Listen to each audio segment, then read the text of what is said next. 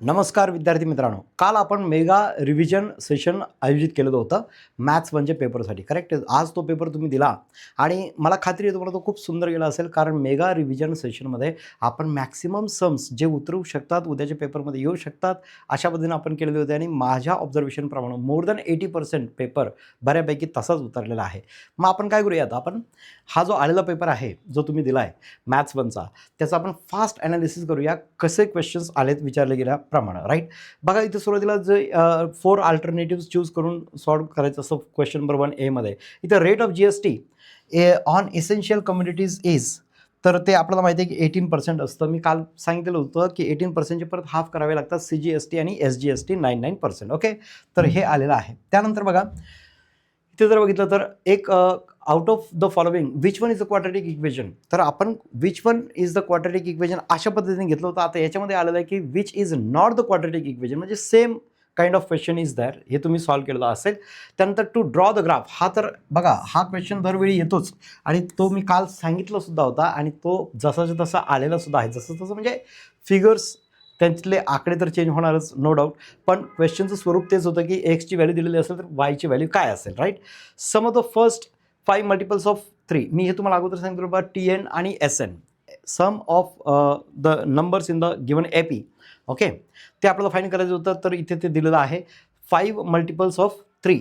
So 3 1 जा 3, 3 2 जा 6, 3 2 म्हणजे 3 6 9 अशा टाईपने 5 पर्यंत 5 मल्टिपल्स ऑफ 3 म्हणजे 15 पर्यंत त्यांची सम किती येते, तर त्याच्यासाठी SNचा फॉर्म्युला यूज करून हे करायचं होतं, म्हणजे हे सुद्धा आपण केलेल्यापैकी आहेच. त्यानंतर बघा बी मध्ये बघा, आता इथे ऑन सर्टन आर्टिकल्स CGST आहे. मग GST किती, मी काल परत एकदा सांगितलं होतं की CGST हाफ असतो GSTचा, मग GST असेल 18%, कारण CGST जर 9 असेल तर SGST 9, 9 + 9 18%. ओके, त्यानंतर फॉर इथे बघा आता DX दिलेला आहे, D दिलेला आहे, तर एक्सची व्हॅल्यू काढायची. मी काल सुद्धा तुम्हाला सांगितलं होतं बघा, X is equal to DX upon D हा फॉर्म्युला यूज करा, याच्यावरती प्रश्न नक्कीच येईल असं विचारलं होतं. Y equals DY upon D असं सांगितलेलं होतं. तर या दोनपैकी हा आलेला आहे, म्हणजे हे सर्टन फॉर शुअर ते येणारच होतं, ते आलं. Right. 2 coins are tossed, right the sample space. 2 coins जर टॉस केले तर काय होईल, H TT HT TH असे 4 नंबर्स मिळतात सॅम्पल स्पेसमध्ये. ते पण तुम्हाला शिकवलेलं आहे. Very simple it is. Right the following quadratic equation in the form of this, म्हणजे ह्या जनरल फॉर्ममध्ये आपल्याला ते लिहायचं होतं, ज्याचं आन्सर इथं येणार होतं बघा असं की हा जो -y² जर इकडे आणला तर प्लस y² इकडं प्लस होईल, प्लस हा 2y, हा 10 इकडे येऊन -10 इज इक्वल टू 0, अशा टाईपचं हे आन्सर आहे. म्हणजे जनरल फॉर्ममध्ये आपल्याला क्वाड्रॅटिक इक्वेशन लिहावं लागतं, तर ते अशा पद्धतीचं. कालच्या मेगा सेशनमध्ये हा क्वेश्चन नव्हता ॲक्च्युली, पण मी मागे जे शिकवलेलं होतं त्यामध्ये असे भरपूर सम्स आपण करून घेतलेले होते. ज्या मुलांनी 10th बॅच जी फ्री बॅच अटेंड केलेली आहे त्यांना हे सोपं अगदी गेलेलं असणार आहे, कारण यासारखे भरपूर सम्स आपण अगोदर तयारी करून घेतलेले आहे. 2A मध्ये बघा इथे, आता इथे बघा 4 बॉक्सेस असतात. मी काल सांगत होतो परत एकदा, 4 बॉक्सेस असतात, प्रत्येक बॉक्सला हाफ मार्क असतो. अशा पद्धतीने 2 मार्क्स तिथे कव्हर असतात. इथे अगदी सोपं आहे. एसचे दिलेले बघ 1 2 3 4 5 6, म्हणजे number of S will be 6. किती सोपं आहे, अगदी भयंकर सोपं असं अशा स्वरूपाचं हे सगळं होतं. त्यानंतर इथे दिलेलं बघा ए, तर नंबर ऑफ ए 3 असतात. P of A is equal to, probability काढण्यासाठी मी फॉर्म्युला पण दिलेला होता आणि कसं करायचं त्यासाठी सम पण सॉल्व्ह केलेला होता. Number of A upon number of S, मग नंबर ऑफ ए आहे 3, नंबर ऑफ एस 6, 3 अपॉन 6 1/2, म्हणजे इथे 2 मार्क तुमचे सहजच कव्हर होण्यासारखे होते. इथे सुद्धा बघा, इथे दुसरा जो क्वेश्चन आहे एपीचा बेस्ट आहे. T1 म्हणजे पहिला टर्म 70 आहे, T2 कसा असतो 60, तो त्यांनी दिलेला आहे. T3 इज 50, इथे 1 मार्क दोघांचा कव्हर झाला. मग A is equal to what, the first term will be 70 आणि D will be subtraction of both this, 60 - 70 will get -10, अशा टाईपचं हे आन्सर लिहायचं होतं. इथे सुद्धा तुमचे आउट ऑफ मार्क्स कव्हर होत होते. आता हा जो सम आहे, हा सुद्धा सम मी बऱ्याच वेळा सॉल्व्ह करून घेतलेला होता आपल्या क्लासमध्ये, आणि कालसुद्धा मी बऱ्यापैकी सांगितलेलं होतं की अशा टाईपचा प्रश्न येत असतो आणि तो आलासुद्धा. x + y = 3, आपल्याला जर ग्राफ काढायचा असेल त्यासाठी हा प्रश्न हमखास दरवर्षी येणारच. तर अशा टाईपचा तो आहे. एक्सची व्हॅल्यू जर 3 असेल तर वायची व्हॅल्यू काय येईल, जर इथे 3 पुट केला तर तो 3 तिकडे जाऊन 3 - 3 0 होईल, म्हणजे y = 0, 3, 0. राईट. आणि इकडे 5 जर का वायची व्हॅल्यू आपण पुट केली तर y तिकडे जाऊन काय होईल, 3 - 5 विल गेट -2, सो -2, 5. अशा टाईपचं हे होतं. म्हणजे इथे सुद्धा सगळे मार्क्स तुमचे कव्हर होण्यासारखे आहेत. म्हणजे हे सगळं जे आपण शिकवलं त्यापैकीच आलेलं आहे आतापर्यंत. त्यानंतर बघा, solve any 4 sub questions. Okay, if 2 coins are tossed simultaneously find the probability that event getting at least 1 head. 2 coins जर टॉस केले तर आपल्याला माहिती आहे HH, HT, TH आणि TT हे 4 सॅम्पल स्पेसमधले मेंबर्स आहेत. तर आपल्याला मग ॲटलिस्ट 1 हेड, जर कमीत कमी एक हेड म्हणजे HT, TH आणि HH म्हणजे 3/4. मी इथे लिहित नाही, 3/4 इज द आन्सर हिअर. असं ती प्रॉबिलिटी येणार आहे. Solve the simultaneous equation. अत्यंत सोप्या स्वरूपातले हे प्रश्न येतात आणि हे दरवेळी येतात. हे मी अगोदरच सांगितलेलं आहे. हे तुम्हाला सहज जमलं असेल. दोन्ही इक्वेशन्सला ॲड केलं तर y कॅन्सल होतं. x + x 2x is equal to 6. x = 6/2, 6/3 2. एक्सची व्हॅल्यू 2 येते, ती इथे पुट केली की y = 4 - 2 will get 2 again. Okay, सोपं होतं ते अगदी. आता हा इक्वेशन तुम्हाला फॅक्टरायझेशन मेथडने, मी तुम्हाला सांगितलं होतं कालच, फॅक्टरायझेशन मेथड आहे, कम्प्युटिंग स्क्वेअर मेथड आहे आणि फॉर्म्युला मेथड आहे. तर फॅक्टरायझेशन मेथडनी हा सम सॉल्व करण्यासारखा अत्यंत इझी आहे. तर तो पण आपण घेतलेला आहे. ते इथं जास्त ॲनालिसिस करण्याची आवश्यकता नाही. काय काय आलं ते मला तुम्हाला श्युअरिटी सांगायची, त्यासाठी करतोय आपण. AP दिलेली आहे. Find the 24th term. परत एकदा TNचा मी एक सम पण सॉल्व करून घेतला होता. ओके, nth टर्म फाइंड करायचा आहे. तर आपल्याला 24th टर्म इथं फाइंड करायचा होता. तर तो आपण TN = A + n - 1 × D अशा टाईपचा फॉर्म्युला यूज करून आपण सहज काढू शकतो. TN म्हणजे T24, A आहे 12 + n म्हणजे 24 - 1 23, D आहे 16 - 12 गेट 4. अशा टाईपने सॉल्व करून आन्सर येणार होतं. तुम्ही हे सगळ्यांनी सॉल्व केलेलं असणारच आहे. 101% I am sure about that. So इथे बघा, समेशन ऑफ FI/XI दिलेला आहे. नंबर ऑफ n म्हणजे 50 आहे. देन फाइंड द मीन. तर मीन कसा काढायचा? डायरेक्ट मीन मेथड तुम्हाला माहिती आहे, त्यामुळे ते डिटेलमध्ये जाण्याची आवश्यकता नाही. चला, त्यानंतर बघा 3A होता इथे. इथे कसं दिलेलं होतं बघा, Shrikar bought a laptop with 10% discount वगैरे वगैरे. आता इथे सुद्धा हे सॉल्व करायचं क्वेश्चन आहे 3A मधला, त्यामुळे 6 बॉक्सेस असतील एम्प्टी आणि करेक्ट बॉक्ससाठी एका बॉक्स करेक्ट जर सॉल्व केला तर हाफ मार्क मिळणार, असं मी तुम्हाला वारंवार सांगितलेलं होतं. तर हे बघा, अत्यंत सोपं. 10% of 50,000. Okay, so 5,000 will come. Okay, ते 5,000 इथे 50,000 मधनं 5,000 मायनस केला की 45,000 येणार. हे तुम्हाला माहिती आहे. मी लिहित यासाठी नाही की तुम्हाला माहिती आहे. रेट ऑफ GST असतो 18%. सो रेट ऑफ CGST त्याचा half 9%. So CGST will be 9% of 45,000. That will be 9/100 × 45,000. मग 9/100, 100चे झिरोज कट करायचे म्हणजे 450 × 9 आन्सर केलं की 4050 आन्सर येतं. म्हणजे अशा पद्धतीने अत्यंत सोपं हा सम आहे, राईट. त्यानंतर बघा, वन ऑफ द रूट्स, एक रूट दिलेला असेल, हे मी वारंवार सांगत आलेलो आहे आणि काल सुद्धा मी सांगितलेलं आहे की एक रूट जर दिलेला असेल तर दुसरा रूट फाइंड कसा करायचा असतो. तर त्यासाठी परत ही ॲक्टिव्हिटी दिलेली आहे. एक रूट क्वाड्रॅटिक इक्वेशनचा -7/5 आहे या इक्वेशनचा. मग एमच्या ऐवजी काय करायचं, जो रूट दिलेला असतो तो एमच्या ऐवजी पुट करायचं. हे आपण खूप वेळा शिकलो आहे. So m = -7/5 will come here. So 5 × इथं m² आहे की नाही, m² म्हणजे -7/5चा स्क्वेअर येणार, करेक्ट. आणि +2 × परत m म्हणजे -7/5. म्हणजे सेम आन्सर तुम्ही इथे लिहिताय की नाही दोन्ही ठिकाणी. तर दोन्ही म्हणून तुम्हाला 1 मार्क कव्हर झालेला आहे. किती सोपं आहे बघा. मग याला सॉल्व केल्याच्यानंतर हे सहजच आन्सर काढता येतं. त्यामुळं डिटेलमध्ये मला जायचं नाही. फक्त हे आलेलं आहे, जे आपण स्टडी केलं आहे त्यापैकीच आलेलं आहे, हे मला तुम्हाला सांगायचं आहे, राईट. 2 numbers differ by 3. हा सम तर आपण सॉल्व पण करून घेतलेला आहे फ्री बॅचमध्ये सुद्धा, राईट. हाच सम एक्झॅक्टली आलेला होता. तर तुम्हाला हे नक्कीच आलेलं असणार आहे. I am sure about that. Okay. त्यानंतर बघा, आठवतं का तुम्हाला, Sachin invested some amount of in a national saving certificate. Okay, हे सगळं आलेलं बघा. इथे सुद्धा 5,000 आहे, मग सेकंड इयरला 7,000, मग थर्ड इयरला 9,000. म्हणजे अशा पद्धतीने ही AP फॉर्म होते. AP कशी तयार होते? 5,000, 7,000, 9,000. ओके, मग 12 वर्षात किती इन्व्हेस्ट केलेले आहे म्हणजे SN काढायचा आहे. S12 इथे आपल्याला फाइंड करायचा होता. तर इथे n/2 म्हणजे 12/2 ब्रॅकेट 2A म्हणजे 2 × 5,000, 2A + n - 1 म्हणजे 12 - 1 11 × D. D is difference. 7,000 - 5,000 2,000. याला सॉल्व करायचं होतं. म्हणजे तुमचा आन्सर इथे सहजच येण्यासारखं होतं, कारण तुम्ही खूप प्रॅक्टिस केलेली या प्रकारच्या सम्सची, त्यामुळे तुम्हाला हे आन्सर सहजच येणार होतं. There are 6 cards. Next question बघा. 6 कार्ड्स आहेत 0 to 5 त्याच्यावरती नंबरिंग आहेत. बघा चुकून आपल्याला असं वाटू शकतं की 6 कार्ड आहेत मग 6 पर्यंत पाहिजे. नाही, 0 पासून काउंटिंग केली तर 0 1 2 3 4 5 6 5 म्हणजे टोटल 5 पर्यंत 0 to 5 6 नंबर्स येतील. मग नंतर find the probability of each of the following events. पहिली इव्हेंट आहे the number on the card drawn is a natural number. So which are the natural numbers out of 0 to 5? मी इथे सगळे जर लिहिले 0 1 2 3 4 5 यातले नॅचरल नंबर्स कोण? तर natural number फक्त 0 सोडून बाकी सगळे असतात. म्हणजे किती आहेत ते 5 आणि टोटल किती आहेत 6. सो पहिल्याचा आन्सर 5/6 येणार आहे इथे 5/6. त्यानंतर the number on the card drawn is a whole number. आता होल नंबर म्हटल्याच्या नंतर काय पाहिजे 0 पासून सगळे.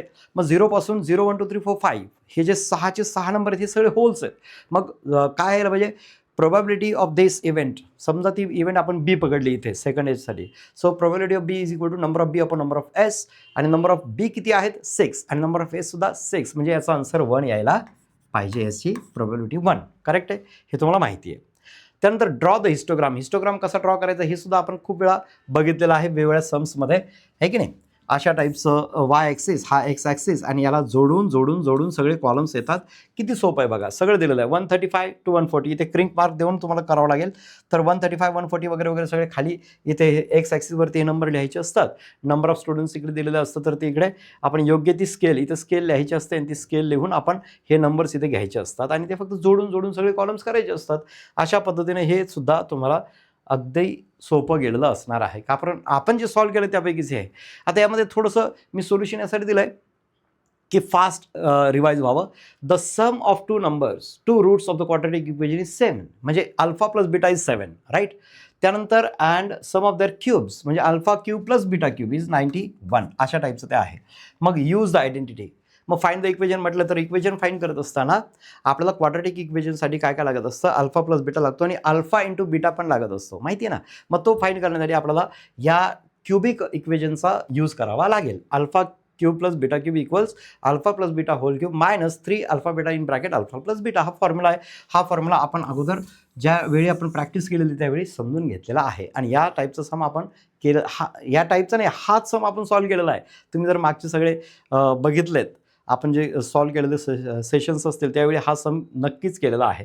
मग यात व्हॅल्यूज टाकायच्या आहे. याची व्हॅल्यू 91 आहे is equal to A plus alpha plus beta cube आहे म्हणजे 7 क्यूब आहे minus 3 into alpha beta into alpha plus beta म्हणजे 7 म्हणजे ह्या सगळ्यामध्ये फक्त अल्फा बीटाची व्हॅल्यू काढायची आहे. बाकी सगळं दिलेलं आहे. जर सॉल्व्ह केलं तर अल्फा इंटू बीटाची व्हॅल्यू काय आली आपल्याला 12. मग 12 एकदा मिळाल्याच्या नंतर आपण काय करतो स्टँडर्ड फॉर्म असतो X square minus alpha plus beta of X plus alpha beta is equal to 0 right. मग याच्यामध्ये अल्फा प्लस बीटाची व्हॅल्यू जी की ऑलरेडी दिलेली आहे 7 ती इथे पुट करायची.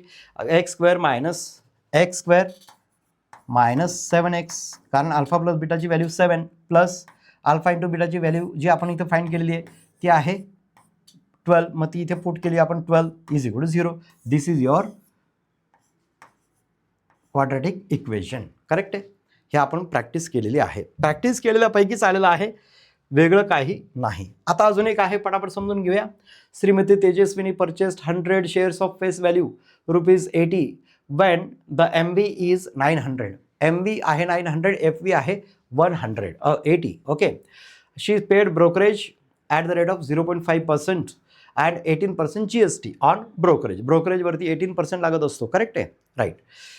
तर हे सगळं आपल्याला माहिती असताना मग net amount paid for 100 shares. अगोदर नंबर ऑफ शेअर्स 100 आहेत आणि मार्केट व्हॅल्यू किती आहे बघा. नेट व्हॅल्यू तिने किती पे केलेली, तिने FV जरी ₹80 असली फेस व्हॅल्यू तरी MV जी असते तर MVला धरावं लागेल आपल्याला इंटू नंबर ऑफ शेअर्स करून घेण्यासाठी म्हणजे नेट शेअरची व्हॅल्यू काढण्यासाठी. केवढ्यात तिने ते विकत घेतले त्यासाठी तिने किती रुपये दिलेत 100 into 900 means ₹90,000 she paid to buy the 100 shares. Okay. मग नेट अमाऊंट 90,000 आहे. ब्रोकरेज 0.5% दिलं 0.5% ऑफ 9,000 दॅट इज ₹450. ओके. त्यानंतर ब्रोकरेज 450 झाला. आता GST 450 वरती किती आहे 18% आहे. सो 18% ऑफ 450 म्हणजे 18/100 इंटू 450 दॅट इज 81 कॅल्क्युलेशन केल्याच्या नंतर. मग टोटल अमाऊंट तिने किती पे केलेली असेल तर 9,000 जी सुरुवातीला MV जी टोटल आहे ती काढलेली, प्लस 450 तिने जो ब्रोकरेज पे केलेला आहे आणि ब्रोकरेजवरचा 18% जो 81 आलेला आहे ते सगळं ॲड केलं की 90,531 इज द आन्सर. हे तुम्हाला लगेच क्लिक झालं असेल, लक्षात आलेलं असेल, राईट. त्यानंतर बघा, येस, आता हा सम बघा, याच्यामध्ये काय दिलेलं आहे बघा, द फॉलोविंग. बघा, काल आठवत असेल मेगा रिव्हिजनमध्ये मी क्लिअर कट असा एक सम आलेला होता, त्यावेळी तुम्हाला सांगितलं एक तिसरा कॉलम तुम्हाला इथे ड्रॉ करावा लागेल. कम्युनिटी फ्रिक्वेन्सी, बरोबर आहे, आठवतंय का? कम्युनिटी फ्रिक्वेन्सी लेस दॅन टाईप, ओके, ते करायचं आणि मग इथे 10, मग पुढचे तुम्हाला माहिती आहे की दिस मायनस दिस, पुढचे सगळे येत जातील. तर ते मी इथे सॉल्व करायची गरज नाही आहे. तर अशा पद्धतीने हे सगळं इथे केल्यानंतर मग काय करत असतो आपण, मीडियन फाईंड करत असतो. मीडियन फाईंड करण्यासाठी फॉर्म्युलासुद्धा मी तुम्हाला काल सांगितलं, मोडचा फॉर्म्युला, मीडियनचा फॉर्म्युला लक्षात ठेवा.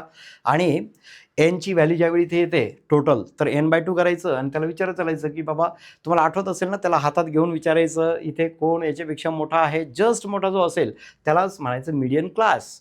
त्यातून एल बाहेर काढा, एफ बाहेर काढा, F1 बाहेर काढा आणि त्या व्हॅल्यूजमध्ये पुट करा, आन्सर तुम्हाला मिळतं. असं आपण काल प्रॅक्टिस, म्हणजे हा सम अशा टाईपचा सम बघितलेला आहे. त्यानंतर बघा, 5th मध्ये फर्स्ट आहे, a survey was conducted in the school, right. Students use different modes of transport, वेगवेगळे ट्रान्सपोर्टचे मोड यूज करतात. तर अशा टाईपचं हे दिलेलं आहे. इथं पर्सेंटेज हा शब्द खूप महत्त्वाचा आहे. इथे percentage of students, 35% students bicycle use करतात, A% स्टुडंट बस यूज करतात, 2A% स्टुडंट्स रेल्वे यूज करतात, 20% स्टुडंट्स रिक्षा यूज करतात. करेक्ट आहे. मग त्याने म्हटलं फाइंड द व्हॅल्यू ऑफ ए. मग एची व्हॅल्यू कशी काढायची? तर आता बघा, हा पर्सेंटेज आहे म्हणजे या सगळ्यांची ॲडिशन किती यायला पाहिजे? 100. ओके, तर हा सम थोडंसं समजून घेऊया आपण. म्हणजे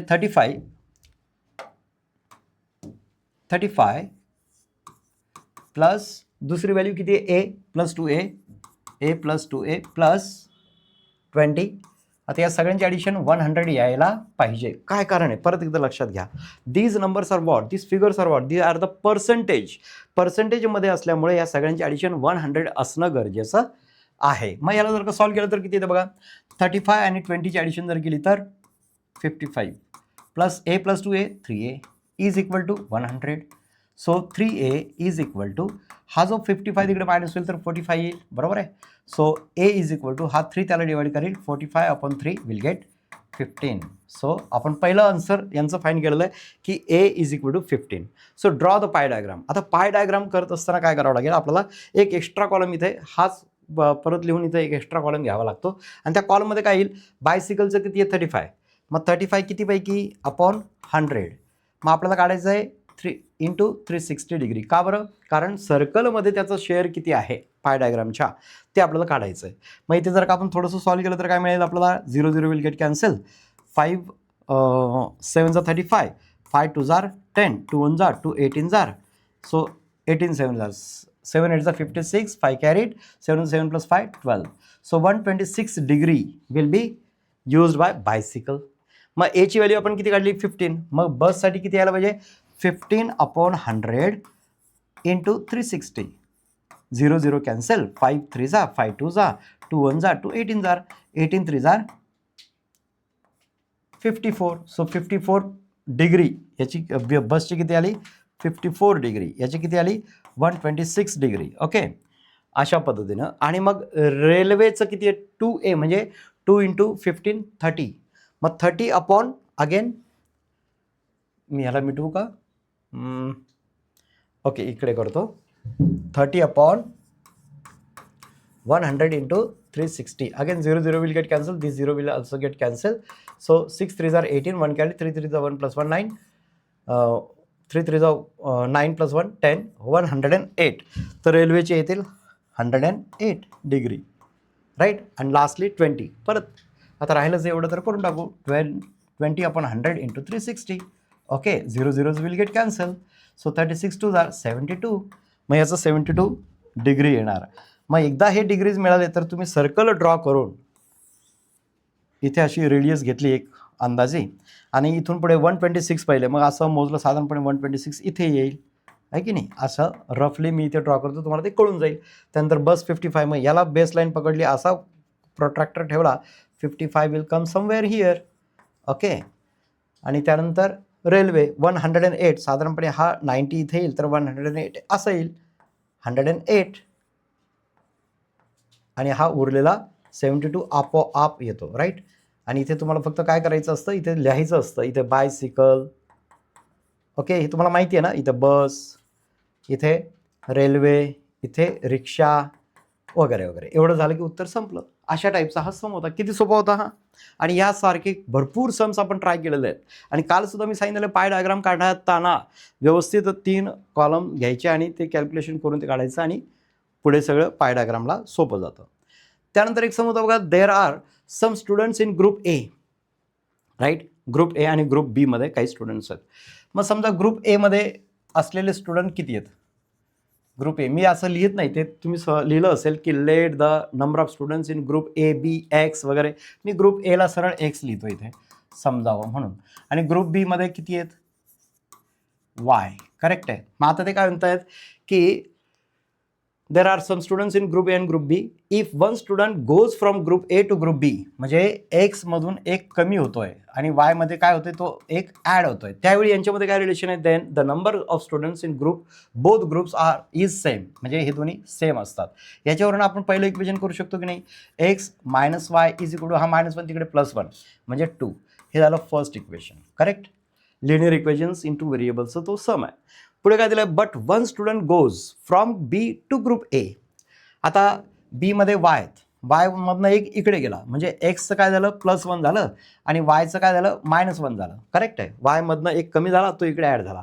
आता यांच्यामध्ये काय रिलेशन आहे पुढे बघा, तर त्यांनी दिलं आहे then the number of students in group A becomes twice. हा ट्वाईस आहे, कोणापेक्षा, ह्याच्यापेक्षा ट्वाईस ऑफ ग्रुप बी, म्हणजे is equal to twice of group B. हे लक्षात घ्यायचं. आणि मग पुढे सॉल्व केलं तर x + 1 = 2y - 2. देअरफॉर x, हा 2y इकडे -2y इज इक्वल टू, हा -2 ऑलरेडी आहे, +1 तिकडे जाऊन -1 म्हणजे -2 - 1 will get -3. This is your second equation. आता या दोन इक्वेशन्सना सॉल्व करत असताना सरळ सरळ दोन इक्वेशन्सना जर सबट्रॅक्शन केलं तर x will get cancel or not. Yes, they will get cancel. So I will write it like this, first equation minus second equation.